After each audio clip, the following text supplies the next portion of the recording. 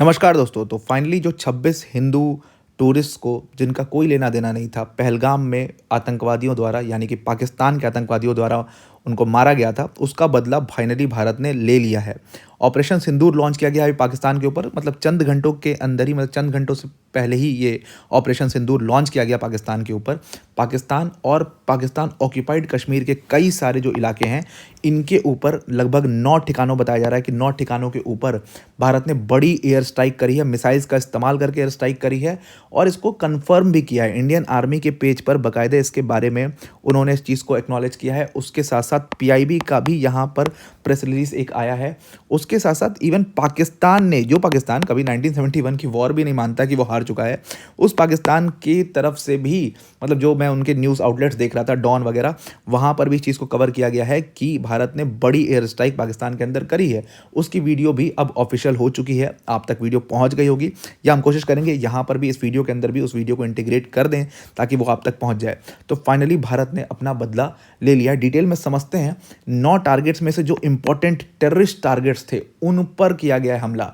भारत ने एक बड़ी स्ट्राइक उन टारगेट्स पर की है जहां से, जो कि पावर हाउस माने जाते थे टेररिज्म के, जिसमें बहावलपुर एक है, कोटली एक है, मुजफ्फराबाद जो कि पीओके का एक बड़ा ही इंपॉर्टेंट हिस्सा है मुजफ्फराबाद। और पीओके के लिए, मतलब वहां से कहा जाता है कि आतंकवादियों को मैन्युफैक्चर करने की मशीन है मुजफ्फराबाद। वहां पर यह अटैक किया गया। बहावलपुर, जहां पर सारे आतंकवादी जहां से निकल करके आते हैं, वहां बहावलपुर पर अटैक किया गया। बहावलपुर की एक बड़ी ही इनफेमस सी मस्जिद है भारत के लिए। कहा जाता है कि वहीं पर सारे ये सब बड़ी-बड़ी मीटिंग्स करते हैं और भारत के खिलाफ ये सब कुछ षड्यंत्र रचते हैं। वहाँ पर इस अटैक को किया गया था। कि मैंने आपको बताया कि भारत ने 9 टारगेट्स के ऊपर पाकिस्तान के ऊपर एक बड़ी एयर स्ट्राइक करी है। पाकिस्तान के तरफ से इसका एक्नॉलेजमेंट भी आ गया है। हालाँकि पाकिस्तान की तरफ से अभी इसका रिटेलिएशन में कुछ नहीं हुआ है। जैसे ही अगर कुछ ऐसा होता है तो वो आप तक कवर किया जाएगा। हालाँकि पाकिस्तान की हालत है नहीं रिटेलिएशन करने वाली, लेकिन फिर भी। तो भारत ने एक्चुअली में जो 9 टारगेट्स चूज़ किए, ये बड़ी समझदारी से टूट किए और ये बड़ा, इसका बड़ा सिग्निफिकेंस है। जो मैं बार-बार आपसे नाम ले रहा हूँ कि बहावलपुर को टारगेट किया गया है। मतलब ये बहावलपुर जो है ना, ये वो एरिया है जहाँ पर जितने बड़े-बड़े टेररिस्ट, चाहे वो हाफिज़ सईद हो गया, चाहे वो मसूद अज़हर हो गया, ये सब जितने बड़े मोस्ट वांटेड टेररिस्ट हैं, ये सब वहाँ पर जुटते हैं, मीटिंग करते हैं। ये उनका एक तरीके से समझ लो, जैसे आप देखते होंगे कि आप लोगों को कहीं पर मीटिंग करनी है, आप जाते हो कॉफ़ी हाउस वगैरह, इनके लिए वो मस्जिद जो है, वो एक उस तरीके का प्लेस है जहाँ पर ये ऐसी घटनाओं के लिए प्लानिंग करते हैं, टेरर फंडिंग करते हैं। उसका एक पूरा अपना, उसी मस्जिद के पास ही, मतलब उसका अपना एक एनजीओ चलता है जिसके थ्रू पूरी सारी टेरर फंडिंग होती है। उसको एग्जैक्टली भारत ने टारगेट किया और कहा जा रहा है, पूरी वीडियो आई है उसमें कहा जा रहा है कि बर्बाद कर दिया उसको, पूरी तरीके से उड़ा दिया गया उस पूरी जगह को। तो finally now justice is served और इस पूरे ऑपरेशन का नाम रखा गया ऑपरेशन सिंदूर। और ऑपरेशन सिंदूर से इन 9 जगहों पर, ऑपरेशन सिंदूर के तहत इन 9 जगहों पर टारगेट किया गया है। और सबसे 2 चीज़ें, 3-4 सवाल यहाँ पर खड़े होते हैं कि ऑपरेशन सिंदूर ही नाम क्यों रखा गया। उसके बाद दूसरा सवाल यहाँ पर खड़ा होता है कि भाई जो बहावलपुर एरिया है, जो कोटली एरिया है, जो मुजफ्फराबाद एरिया है, ये इतने इंपॉर्टेंट क्यों हैं। ये 2-3 चीज़ें हैं जिसके सिग्निफिकेंस हमें कवर करनी चाहिए। हालांकि अभी तक कोई बहुत डिटेल में भारत की तरफ से ना इसके ऊपर अभी प्रेस कॉन्फ्रेंस, क्योंकि अभी बहुत रात भी हो रही, तो प्रेस कॉन्फ्रेंस भी इसके ऊपर अभी नहीं हुई है। डिटेल में अभी बहुत सारे पॉडकास्ट होंगे, बहुत सारे डिस्कशन होगी, तो डिटेल में इसके ऊपर डिस्कशन होगी, क्या क्या किया गया, कैसे कैसे किया है आर्मी ने, कैसे प्लानिंग हुई, कैसे हुआ। जैसे उरी के बारे में हमें बाद में पता चला, तो कैसे उसका प्लानिंग हुआ, क्या हुआ, बालाकोट की प्लानिंग कैसे हुई, वैसे मतलब इसकी प्लानिंग व्लानिंग की अभी सब खबरें आएंगी। लेकिन अभी ये क्योंकि भारत के लिए बड़ा दिन है, इसलिए हम इस टाइम पर भी इस चीज़ को, जितनी इन्फॉर्मेशन है हमारे पास, उस चीज़ से कवर करें। पीआईबी का पूरा मैंने जो प्रेस रिलीज है वो पढ़ा, और भी जितने न्यूज़ आउटलेट्स है वहाँ से चीज़ें निकाल करके लाई गई हैं आप तक।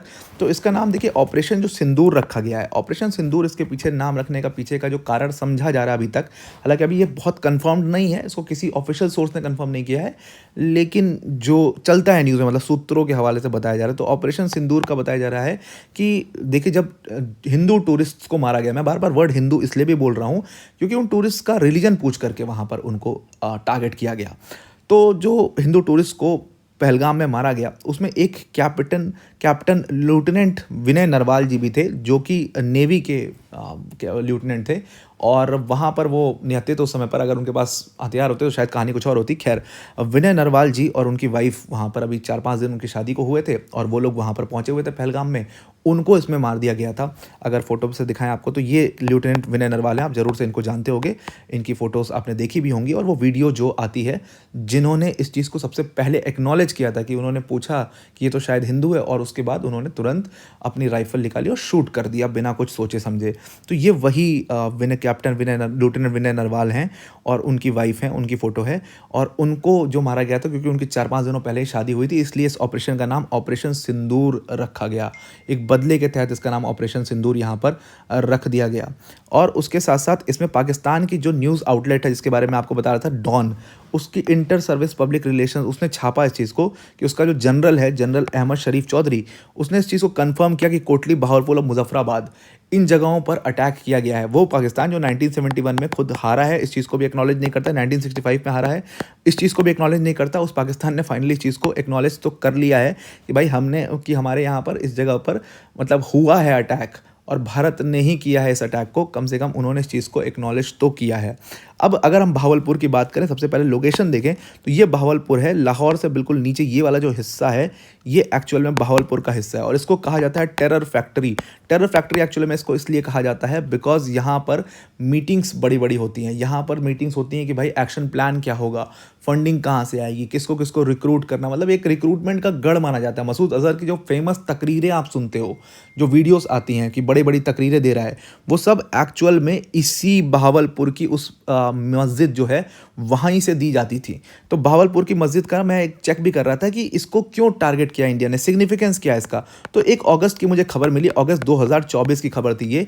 तो यहाँ पर इस मस्जिद में बताया गया कि जैश-ए-मोहम्मद का जो चीफ था मसूद अज़हर, अल-बद्र का जो कमांडर था बख्त ज़मीन, हिज़्बुल का जो चीफ था सैयद सलाउद्दीन, ये सब ने यहाँ पर अगस्त के टाइम पर मीटिंग करी थी और उस मीटिंग के बाद संभवतः इन्होंने ये प्लान किया था कि भारत के ऊपर एक बड़ी स्ट्राइक करनी है, बड़ा कुछ टेरर आउटफिट को तैयार करना है और फिर उनको पैसा देना है, उन तक हथियार पहुंचाना और एक बड़ी घटना करवानी है। और जस्ट आप देखिए कि इस अगस्त 2024 के बाद का अगर आप समय देखेंगे, मतलब अभी तक का अगर आप मई 2025 तक का समय रफली देख लीजिए, तो जम्मू के बहुत सारे टारगेट्स के ऊपर इन्होंने अटैक किया। लगभग कहा जा रहा है कि छोटे-मोटे, छोटे-बड़े अगर आप सारे जोड़ दो तो लगभग 100 के नज़दीक पहुंच जाते हैं टेररिस्ट अटैक। कम से कम 400-500 टेररिस्ट जो हैं, ट्रेन्ड टेररिस्ट जो हैं, अगर मैं ज़्यादा स्पेसिफिक शब्द का इस्तेमाल करूं, वो सब बॉर्डर क्रॉस करके भारत में आए हैं।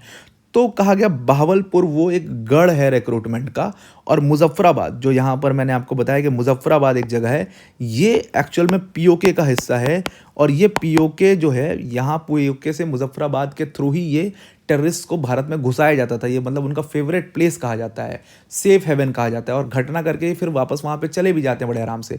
टफ टेरेन है, जंगल, काफ़ी जंगली एरिया है, तो इसलिए इनको मतलब बहुत पकड़ पाना बड़ा मुश्किल हो जाता है हमारी आर्मी के लिए। तो फाइनली बड़ी खबर है भारत के लिए कि इन्होंने फाइनली ऑपरेशन सिंदूर लॉन्च किया हमने और पाकिस्तान से मुकम्मल बदला उस चीज़ का लिया गया है। इंडियन आर्मी ने एक्नॉलेज कर दिया है इस चीज़ को अपने ट्विटर हैंडल के माध्यम से कि जस्टिस इज सर्व। जय हिंद। आपके लिए भी जय हिंद। आप भी मुझे कमेंट करके ज़रूर बताइए कि आप इस चीज़ के बारे में क्या सोचते हैं और कितना प्राउड आप फील कर रहे हैं। तो अब आपको पूरा आर्टिकल समझ में आ गया होगा। आज के लिए इतना ही। Thank you and have a nice day.